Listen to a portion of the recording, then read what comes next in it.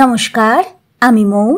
আজ আমি আপনাদের যে গল্পটি পাঠ করে শোনাবো সেটি শ্রী অসমঞ্জ মুখোপাধ্যায়ের লেখা একটি খুব মজার গল্প, উল্টো পঞ্চানন। আশা করি গল্পটি আপনাদের ভালো লাগবে। আর যদি আমার গল্প পাঠ আপনাদের একটুও ভালো লেগে থাকে তাহলে অবশ্যই আমার গল্প পাঠের সঙ্গে থাকবেন। ধন্যবাদ। শুরু করছি আমার আজকের গল্প পাঠ, শ্রী অসমঞ্জ মুখোপাধ্যায়ের লেখা একটি খুব মজার গল্প, উল্টো পঞ্চানন। শালুকডাঙ্গা গ্রামের হাটতলাতে কয়েকজন গ্রামবাসীর মধ্যে ছোটখাটো একটা মারামারি হয়ে গেল, কিন্তু কারণটা তেমন কিছুই নয়। বর্ধমান জেলার এই গ্রামটিতে বহুকাল থেকে পঞ্চানন ঠাকুর বিগ্রহ প্রতিষ্ঠিত আছে।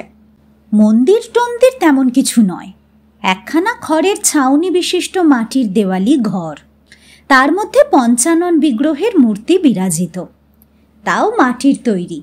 বিগ্রহ বহুকালের।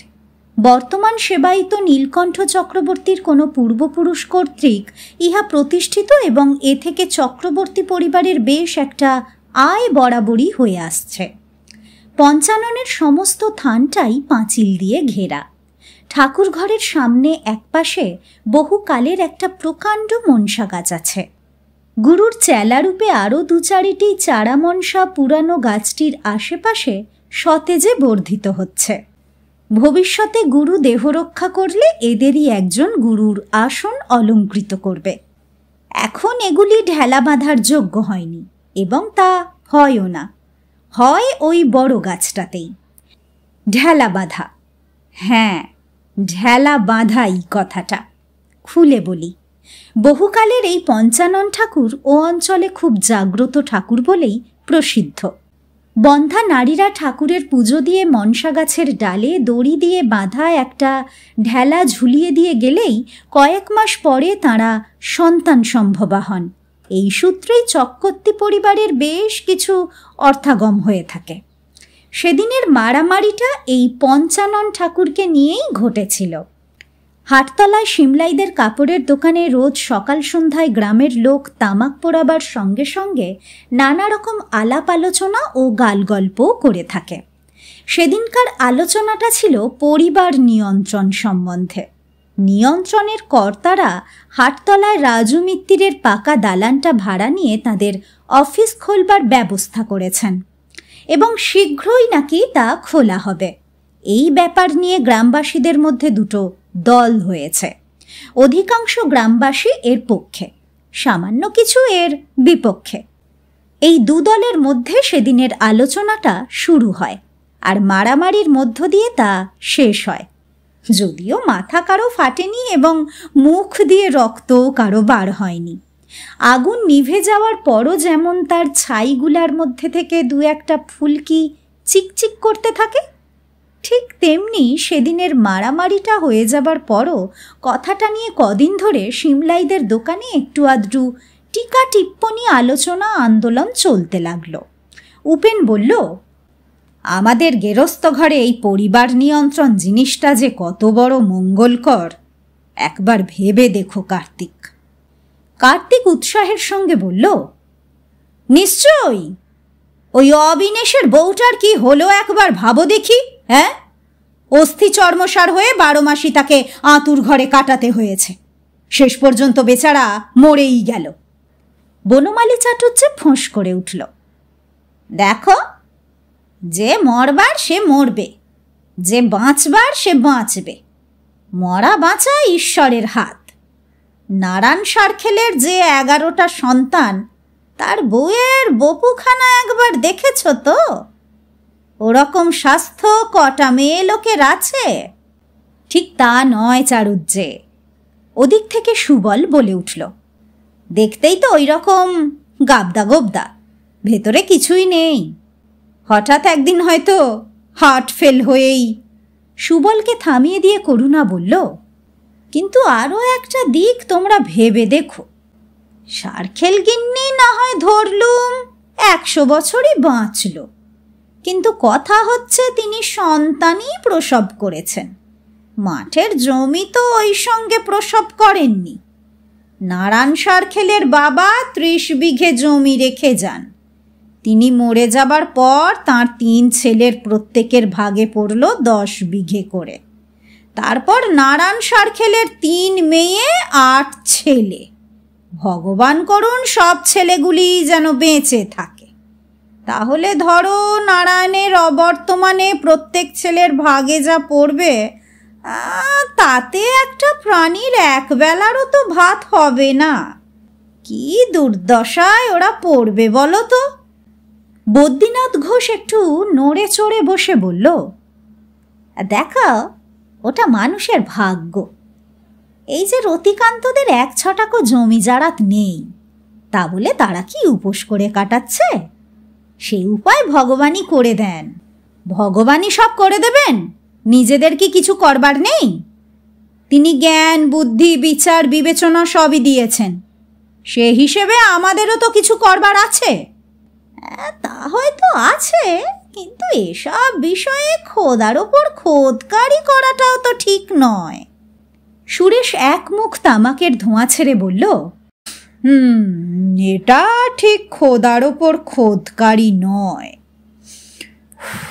একটু বুদ্ধিশুদ্ধি খরচ করে ব্যাপারটা বুঝতে হয়। দেশে আগের তুলনায় যেরকম লোকসংখ্যা বেড়ে চলেছে, বাকি কথাটা উপেনি টপ করে বলে ফেলল। তাতে আর শেষ পর্যন্ত কেউ দুবেলা পেট পুড়ে খেতেও পাবে না। জগবন্ধু সিমলাই 1খানা 9 হাতি ধুতি 5 টাকা 13 আনায় বিক্রি করে টাকাটা বাক্সে রেখে বলল, তা উপেন যা বলছে তা ঠিকই। কেননা লোকের পুষ্যি বাড়ছে, মাঠের জমি তো আর বাড়ছে না। যা ছিল তাই আছে। ভুঁইপাড়ার বেন্দা গয়লারা ছিল 2 ভাই আর 2 বউ। এখন একবার দেখে এসো ঠেলাখানা। দুবেলায় প্রায় 30 খানা পাতা পাড়তে হয়। সেদিন শুনলুম ওদের ছোট বউটা নাকি আবার শিগগির আঁতুরে ঢুকবে। সুবল বলল, আরে ভুঁইপাড়া পর্যন্ত যেতে হবে কেন? আমাদের সিধু চক্রবর্তীরই দেখো না কেন। স্কুল থেকে পায় তো মোটে 32টি টাকা, কিন্তু ছেলে মেয়েতে একটি পাল। কথায় বলে, একটা পেট সোনা দিয়ে ভরানো যায়, কিন্তু 10টা পেট ছাই দিয়েও ভরাতে পারা যায় না। হ্যাঁ, ঠিক কিনা বলো? পাঁচু বলে উঠল, কিন্তু যাই বলো তোমরা, ভগবানের খুবই অবিচার। এক সংসারে বন্যার মতো ছেলে মেয়ে আসছে, আবার আর এক সংসারে দেখো একটা ছেলের জন্য মাথা কুটে মরছে। তবু তার মানে কোনো সংসার হলো ঠিক যেন তোমার গিয়ে চেরাপুঞ্জি, আবার কোনো সংসার একেবারে সাহারা গোবি।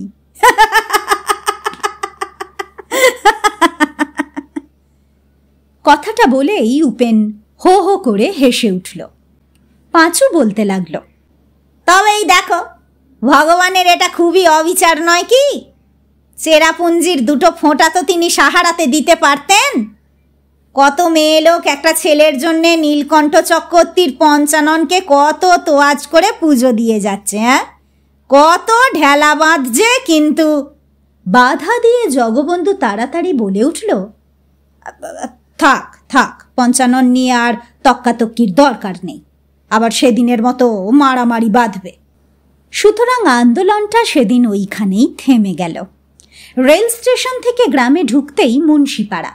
মুন্সিপাড়ায় শিবকালী মুখুজ্জের বারবাড়ির নিকোনো বকুল গাছটার তলায় রোজ বিকেলের দিকে পাড়ার স্ত্রীলোকদের যেমন বৈঠক বসে থাকে, সেদিনও তেমনি বসেছিল।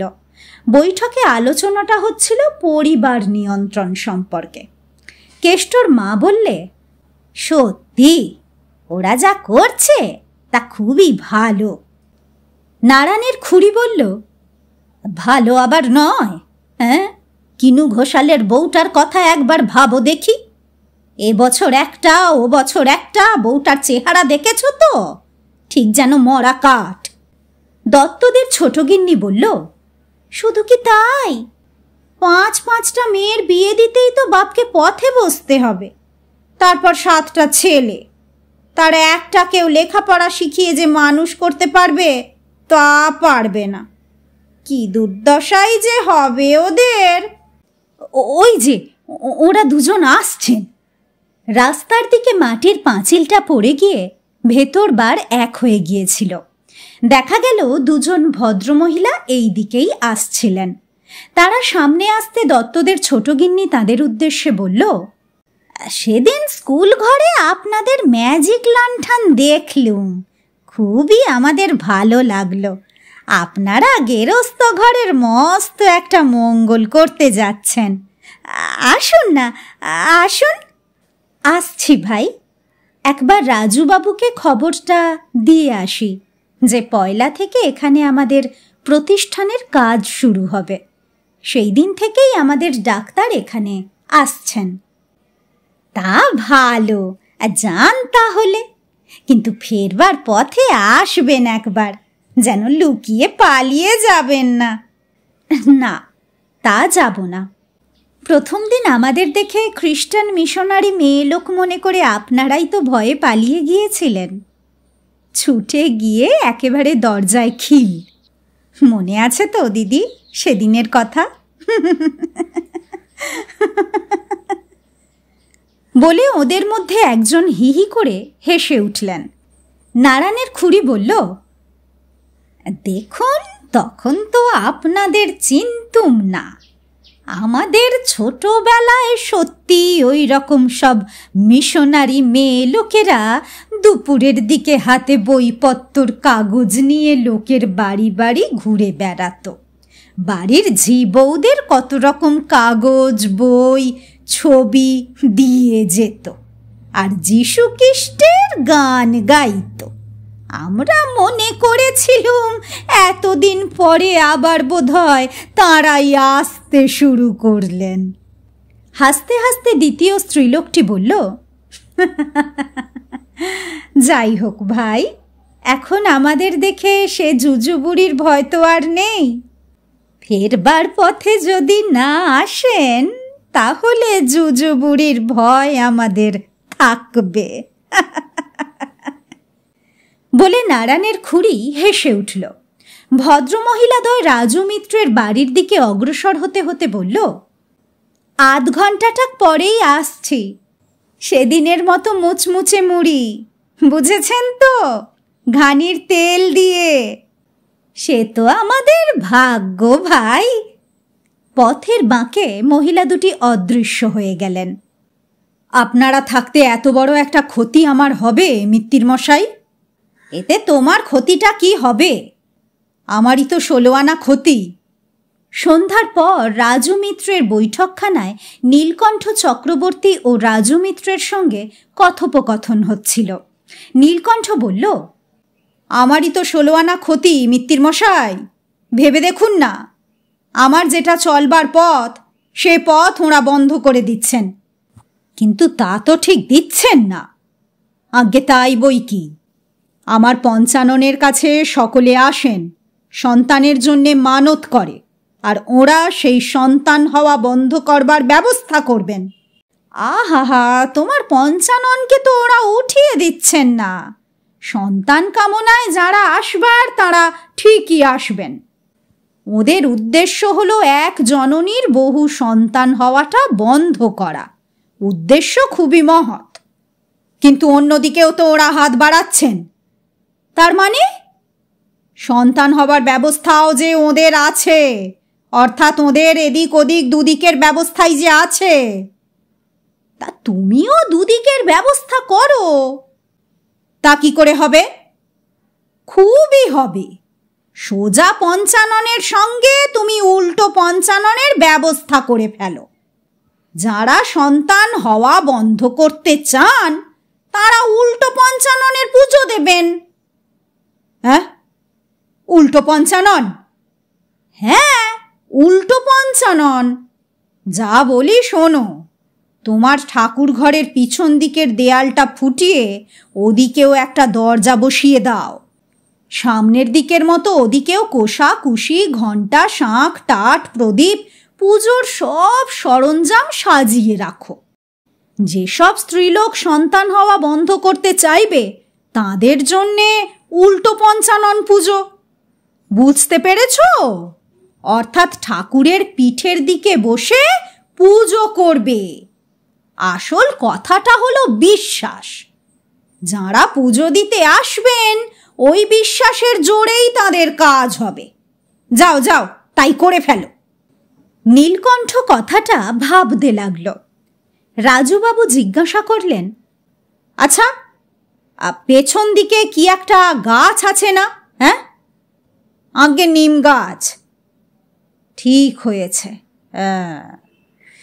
সোজার বেলায় যেমন পুজো দিয়ে মনসা গাছে ঢেলা বাঁধতে হয়, উল্টোর বেলা ওই নিমের ছোট একটা ডাল আঁকশি দিয়ে ভেঙে দিতে হবে। বুঝলে না? হ্যাঁ, বুঝলে না? এতে তোমারও দুদিক বজায় থাকলো। গভীর চিন্তিতভাবে নীলকণ্ঠ বলল, কিন্তু এতে আর কোনো কিন্তু নেই নীলু, কোনো কিন্তু নেই। যাও, এই ব্যবস্থা করো গে। ছোট ছোট হ্যান্ডবিল 1005 ছাপিয়ে ফেলো, লিখো স্বপ্নাদেশ। ওদের হলো বৈজ্ঞানিক, তোমার হলো দৈবিক। জোর অবশ্য বিজ্ঞানেরই বেশি, তাহলেও আমাদের দেশে দৈবে বিশ্বাসীরও অভাব নেই। সুতরাং ওদের তো জোরের সঙ্গে চলবে এবং তা চলা উচিত। তবে তোমারও অচল থাকবে না, চলে যাবে। অবশ্য আমি এমন বলছি না যে দৈবের কোনো মূল্য নেই, বরং দৈবই সবচেয়ে শ্রেষ্ঠ এবং মূল্যবান। তবে কজন লোক প্রকৃত দৈব সাধক বলো? যাক, এসব কথা বেশি বলবার আর দরকার নেই। তবে তোমার কোনো ভয় বা দুশ্চিন্তার কারণ নেই। যা বললাম তাই করো গে যাও। জানো তো, বিশ্বাসে মিলায় বস্তু। নীলকণ্ঠ হতভম্ব হয়ে রাজুবাবুর মুখের দিকে চেয়ে রইল।